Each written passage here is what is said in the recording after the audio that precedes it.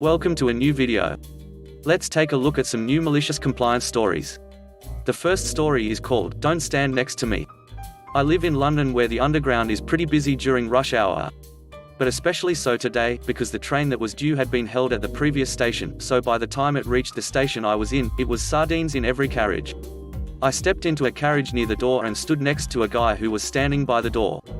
At least 2 layers of people pushed in past me, such that I didn't even need to hold on to anything, apart from my backpack which I removed and held in front of me by its straps. However, due to being squeezed so tightly, my elbow kept being pushed lightly into the guy's side every time the train braked. And I had nowhere to move because we were all crammed so tightly. Before I could look at him and apologize, he rudely shoved my arm really hard away from him. The train braked again and he repeated his shoving and our conversation went like this: "Can you please not do that?" He answered with barely suppressed rage, "Well, you keep elbowing me on the side." "I don't intend to. But I am holding my bag and I am being pushed, where do you expect me to move to?" "Well, every time you elbow me I'm going to shove you away. Don't stand next to me if you don't want that to happen. Do you honestly think I want to stand next to you? We are all trying to take this train somewhere, it's not just you, we are all being squeezed and crushed here." He rolls his eyes but says nothing further. So I decided to comply with his request to not stand next to him. At the next stop, I shifted and made space to allow any new incoming passengers to stand next to him. A big guy with a duffel bag took my place and stood next to him. And I could see the guy being bumped and elbowed, again. I caught his eye as he glared at me and I smiled back sweetly at him. The next stop was a woman with a boxy handbag with sharp corners, even better. For the next 7 stops, I made sure to subtly move such that any newcomer would stand next to him and he never got a moment without being shoved by more and more passengers and their luggage and limbs. And I kept smiling at him every time he looked at me, and he kept glaring at me for complying with his request. The next story is called, "The Car Runs Fine." Back in my senior year of high school, I was able to drive to school most days by borrowing my dad's car. At one point in time, something happened to the exhaust which made it super loud and obnoxious. The type of loud exhaust any car-obsessed high school boy would want, right? And for free with no mods, the best kind. Not me. I've always been more about sound systems and focused on upgrading that. The exhaust was so loud that I had to turn up my music louder than normal and would have to yell at people in the car while talking. It wasn't that enjoyable. The damage occurred when one of my parents was driving one day. We all knew of it and surprisingly, I was the one who was most adamant about wanting it fixed. I was focused on being practical and enjoying myself driving the car. My stepmom, on the other hand, was all focused on money. Her logic was that if the car ran fine, there was no point in spending money to fix this problem. We even got into an argument one night about it, which ended with her saying the exhaust will not be fixed. And that I'm a teenager and probably think it's really cool. The one who's been complaining about it for 2 weeks? Still not sure how she thought that, but all good. Stepmom has spoken. The exhaust will not be fixed. I'll comply, drive the car as normal, and stop complaining about it. Now comes my morning routine. I'd wake up super early for school, shower, prepare myself, pull the car out of the garage and let it warm up for a few minutes while I scarfed down something quick in the kitchen. Then I'd leave for the day. I did this every single day, even when the car's exhaust was super loud. One day, my stepmom had reached her limit. While eating my breakfast in the kitchen I heard a faint "hey" and turned around to see her about a quarter awake and visibly angry. Shocked, I jumped and told her not to sneak up on me like that. We had a conversation similar enough to this: "You can't have the car on so loud in the morning." "I can't control how loud it is. I'm just warming it up." "But so early in the morning?" "Yes, this is the time I leave for school. It's too late to take the bus now." "But you can't do it this early every single morning." "So you want me to be late for school?" "If I leave any later than now I'll be late." "You do it right outside of the house. Because it will be louder if I keep the car in the garage." "You said we can't fix the exhaust, I can't control how loud it is, and I'm going to be late for school." "Okay, fine." She gave up, I left, and I don't remember the conversation we all had later on. All I know is within a day or two, my dad told me to schedule an appointment with a muffler shop to get the exhaust fixed. We got it resolved for a pretty reasonable price. In case anyone wants to know about how much it costs to stop cutting into my stepmom's sleeping hours, around $100. I'd say money well spent. The third story is called, "Sure, I will keep folding boxes until you tell me to stop." When I was in high school, I used to go to work with my father during the school holidays. He was the manager of a quite large butchery with easily 50-odd people on the cutting floor alone. I loved it because we would start at 3 and work until midday, so I still had time to myself and I got incredibly good money for a 14-year-old. My job was pretty easy. I would just help with anything that needed to be done, from packing steaks to mincing meat. This was easily 20 years ago. Labor laws were not really strict at this point. There was one job I hated more than anything else. It was preparing the boxes to take packed meat. Another note, I did not work directly for my father. He believed that there should be some separation between us, so I reported to the floor supervisor. As I was 14 years old and the boss's son, he disliked me immediately. The cutting floor was downstairs, the boxing room was upstairs. Enter Paul. Paul was hired under a scheme for people with intellectual disabilities. He was paid pretty well to stand around and have the boxes prepared for filling. The boxes were shipped in bundles of 200 and all we would do is almost completely make them up, tape them, but just leaving the top folded inside the box. They were then stored in this room and dropped through a hole in the floor down to the cutting floor as needed. Normally a couple of stacks at a time. Paul was quite slow and often he would run out of boxes, so someone would be sent up to assist. That person was usually me. I would go and help for a bit, get a bunch of stacks made and then head back down. Paul would keep it maintained for a while, but he would eventually run out. On the other hand, I was quite fast.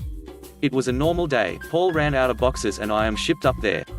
I spent about 20 minutes getting more boxes made up and headed back down to what I was originally doing. The floor supervisor did not like that I was done so quickly and he said, "Stay up there and make boxes until I say to stop." That's exactly what I did. I filled up the room, floor to ceiling. I filled up the hallway outside the room, just leaving enough room to walk through. I filled up the locker room. I even added cardboard partitions to make a false ceiling so I could stack even more boxes on top of that. I did this over 3 days before the floor supervisor decided that he needed me downstairs. Needless to say, he was not amused, however, everyone else was. There is never a greater sense of achievement than seeing a bunch of butchers running up a flight of stairs and nearly falling over laughing. Paul was beside himself because he didn't have to do any work and for a brief moment, I was a hero. My actions earned me more work back on the floor, but to this day I am still satisfied. The next story is called, "Won't Give Me the Seat I Booked?" I live in a pretty rural area of the United Kingdom. Like 15 minutes between train stations, most of which are request stops as people so infrequently use them. I'm also physically disabled, and a major side effect of the medication I've been prescribed for my neuropathic pain is travel sickness. I get on the jam-packed train with my pre-booked ticket and have reserved myself a window seat with a table. There is a small holder at the top of the seat into which any pre-booked seat allocations are slotted. Unfortunately, I get to my seat and there's a 60-year-old guy sat happily in my space, with 2 people opposite him and a spare seat next to him. "Excuse me, sir. That's my seat." "How do you know?" "Because I have the seat number on my reservation. The card for the seat allocation is behind you, and I need this seat for my disability." At this point, the old guy looks like he is about to pop a vein. I've never seen someone get so aggressive so quickly. He rips the seat allocation ticket in two and places it in the seat next to him instead. "You can sit there, you idiot." I try to explain my problem with travel sickness, but he does not want to listen. "I don't want to hear your excuses. Shut up and sit down." So I shut up. And I sit down. 5 minutes into the journey, I'm feeling like my head is spinning. 10 minutes into the journey, my mouth is filling with saliva and my stomach is churning. 15 minutes into the journey, and I throw up into the sandwich bag that formerly contained my lunch. The old guy starts freaking out and screaming at me. I can't say a thing, because my stomach is aborting my soul via my throat and nose and I'm feeling miserable. 20 minutes into the train journey, he gets up and starts preparing to get off. I'm still too busy throwing up my lunch and drink to pay him any attention, and he told me not to speak to him. So I'm subjected to verbal abuse for not being able to move, and for him being unable to get off the train. He misses his stop, which is a request stop. The next stop isn't for another 10 minutes, and unless he can move to request the stop, he's going to end up missing that station too. Eventually, the train conductor comes down for ticket checking, and actively recoils when he sees me with my head in a bag and this purple-faced dude having a full-fledged tantrum. I compose myself as best as I'm able and explain the situation, and that he told me to sit down and shut up and wouldn't listen to me. The passengers surrounding me are fully on board and explain their side. At this point, the next stop has passed. And the old guy is getting more and more harassing. Statements from other passengers are given, and eventually, he shoves the guard backward. The guard throws him off the train due to his threatening behavior, a full 3 stops after his original one. There is no train to take him back for at least 45 minutes. And the guard informs the station managers, who then contacts the police. As we pull away, I move into the window seat and enthusiastically wave goodbye with as big of a grin as I can muster, sick dribbling down my chin. You got what you deserved. The next story is called, You Must Leave When He Arrives. I was a prep cook for a local sports bar. I came in at 9 and whenever I was done with my preparations for the day, I could leave, so I didn't really have an out time. They had a guy get in trouble for running his mouth, among many other reasons, so they took him off the line and stuck him on custodial duty. He also came in at 9 now, and some days it was just him and me back in the kitchen, which was kind of hidden from view of the line. I was harassed every day by this man who would say the nastiest things to and about me. He would tickle me, even while I was using knives or the scary tabletop slicer. And he would take my headphones out of my ears just to say his nasty things to me. I recorded him saying this, and I had other line cooks report to management things they caught him doing and saying to me. I finally stopped trying to tell my manager and went above his head to his boss. Human Resources came and took my statement and listened to all my recordings. Fast forward a week. My manager calls me in his office with his boss. They basically told me I fabricated the whole thing, that I had no proof the recordings were actually him, and out of everyone else they took a statement from no one said they saw or heard anything happen. I asked my line cook friends if they were asked for a statement. Not a single kitchen person was asked about any of this. Turns out they only asked servers who never even worked in the morning when he and I were there. After this meeting, I was told I had to leave the premises whenever he arrived for work if my work was done or not. So guess who didn't work as fast on the days she was working alone? Instead of working quickly to get out by at least 5, I started taking my sweet time on everything. Instead of multitasking, I only did one thing at a time. I made sure the plastic wrap was perfect on all the containers I filled and made sure to fill out the entire expiration sticker for each container instead of just sign and date it like usual. Instead of starting out my day doing the time-consuming, more important items on the list, I left those for last and started with simple things like making ranch and cutting celery. The things that really didn't matter if we were low or not on any given day. This place was known for its wings and chicken chunks, so every day I had about 50 pounds of chicken breast to cut into tiny chunks. I maybe got 10 pounds a day done now because I have to leave because he is here for work, so I have to go. Needless to say, when they ran out of the prepared popular items on the menu, we had to sit down and have a talk. They're mad I haven't been finishing my list. I reminded them of the harassment I reported and how poorly they handled it, and reminded them I was just following orders to leave the premises when he arrived. The next day when I arrived at work, I was called into the office to speak with Human Resources. I was informed that the guy had been fired and I got some lousy apology. I said thanks, but I quit anyway. The last story is called, You Can Park Anywhere But Where I Park. My house is at the end of a close. This is basically a small, long, private dead-end road to which our house was the last one of. When you reach the end, the actual road morphed into our driveway, which was a different color and was separated off by hedges, aside from the car entrance. It was clearly our driveway. We owned the land. Upon purchasing the house, my parents were not warned of any bad neighbors.